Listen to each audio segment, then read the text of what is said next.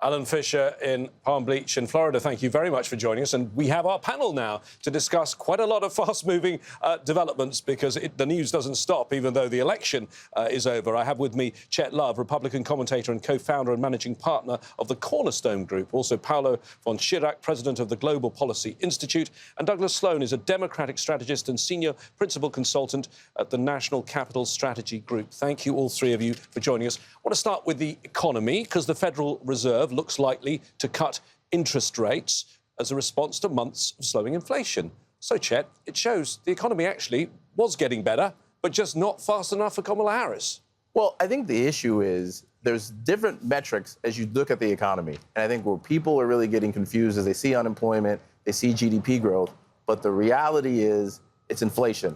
The cost of average goods for most citizens isn't keeping up with their wages. You can't afford housing. You can't afford your mortgage. You can't afford basic goods and services. And in any time, in any election, when you have the electorate who cannot afford those basic goods, that party's out of power. And we saw that in the election a few days ago. So, Paolo, Donald Trump, one of his policies is to put big tariffs on things coming into the United States. What's that going to do to inflation? Terrible. I mean, if according to any orthodoxy, and it all depends how this is implemented. He talks a big game, then we will have to see what he does. But if he's going to implement all the tariffs, China is obviously the big target, but we got Mexico, we got Europe, we got Japan, we got everybody. That means the imported goods will be much more expensive. I don't see how that benefits the general consumer in the United States. And the idea that this has become some kind of a drive for import substitution, this is stuff from mercantilism from the 17th century. Nobody buys any of this stuff, but he believes in it, and he's been in this extremely consistent. Trump is for tariffs, and he believes that all our trade partners around the world cheat America, and the thing to do is tariffs. Douglas, I'd like your views on the economy, but I'd like you to respond to something. The county with the largest concentration of Hispanic voters in the United States flipped red to elect Donald Trump. It's the first time Starr County in southern Texas has voted Republican in more than a century. Have a listen to these voters. You can't say that the largest Hispanic county in the United States is racist. So that game doesn't play anymore. People are tired. What people want here, they want jobs, they want a good economy, they want the inflation to go down, they want border security. We go to H-E-B and we came by a fajita for $2.99 when Trump was there, as opposed now it's anywhere between $8.99 to $10.99. And recently we've been buying and doing the barbecues with nothing but chicken. So we're going to be flying, growing feathers out of our hairs and our ears because that's all we've been eating is chicken. Well, Douglas, that is why Harris lost. Would you agree? That's definitely one of the contributing factors. There's no question about it, that inflation, that high prices, that the cost of living being so high obviously contributed to voter disdain for the current administration. People also have to realize that this country is still recovering from the COVID pandemic. A lot of what we saw and what we are seeing in today's economy is a result of the pandemic. And although the United States leads the world in COVID recovery in terms of our economy having a recovery towards the better, many people still don't feel that at home. And that ultimately was the bottom line, it seems, with some of the vote that we saw evidently within the Spanish community within Texas. However, I just find it fascinating that Latino men broke from Latino women regarding the vote. Latino men broke for President Trump, I think by 2/3 margin, and it was flipped for Latino women. So there's a split within that community there in terms of who they thought would best serve them going forward. In terms of being voting for the President of the United States. Douglas, as the Democrat on this panel, I'd like to ask you about what we heard a couple of hours ago from the White House, from the President. How were you feeling when you heard those comments from President Joe Biden? I mean, do you feel sad for him, or do you think some of this was his fault?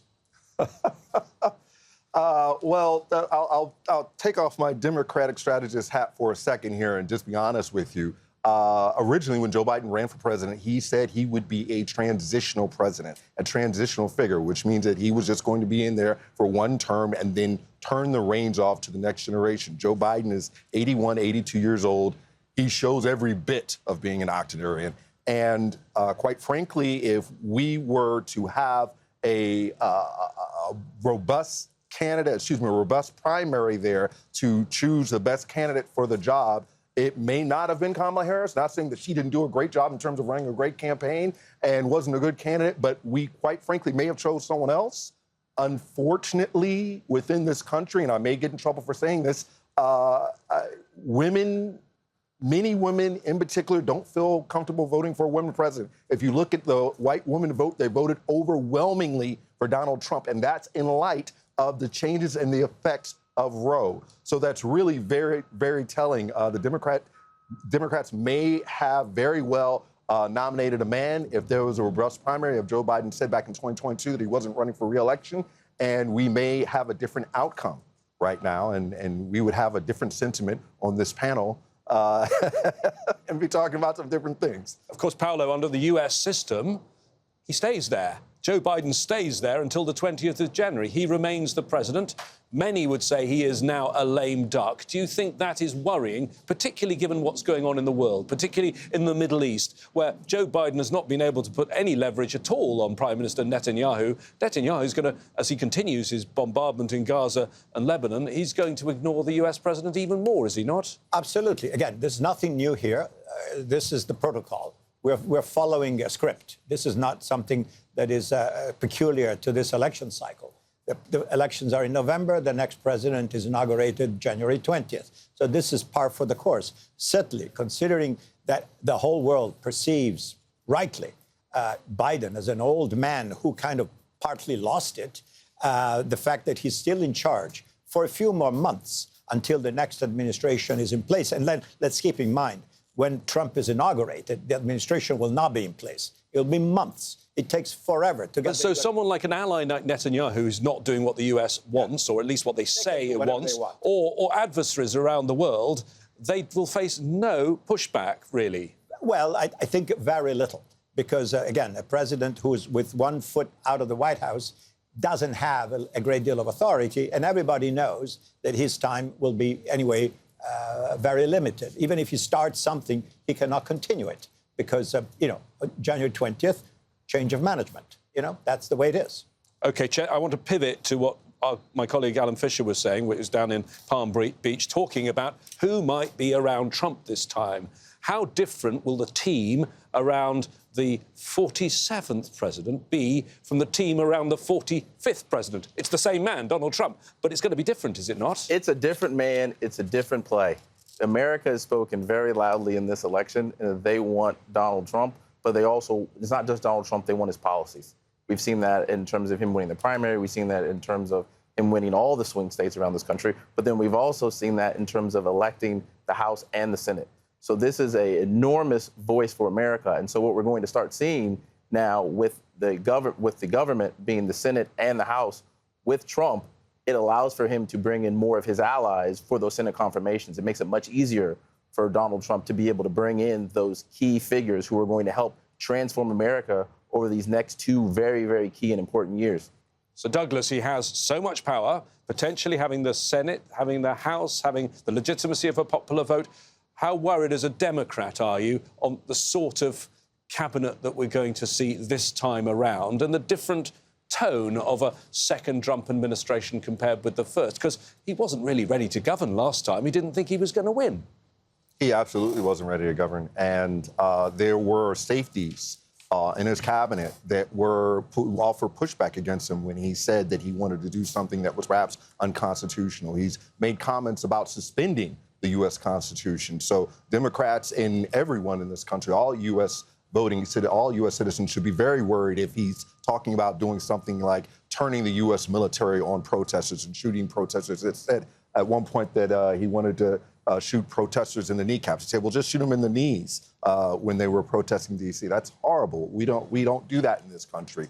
That's something that happens in a third world dictatorship. So we're very concerned and very aware of the appointees that he will have in his cabinet. Hopefully, they will offer some pushback to him. Hopefully, he has matured to the fact where he's not talking about suspending the U.S. Constitution, which I think we all can agree would be a bad thing, and that he will be a responsible president. Let me tell you, as Democrats, we want him to be a good president. We don't want him to be a bad president. I don't want him to not do a good job. I live here. We live in this country. So I hope that he is able to bring down some of the grocery prices and turn this economy around so that it's really positive and working for all of us and making the United States a better place to live.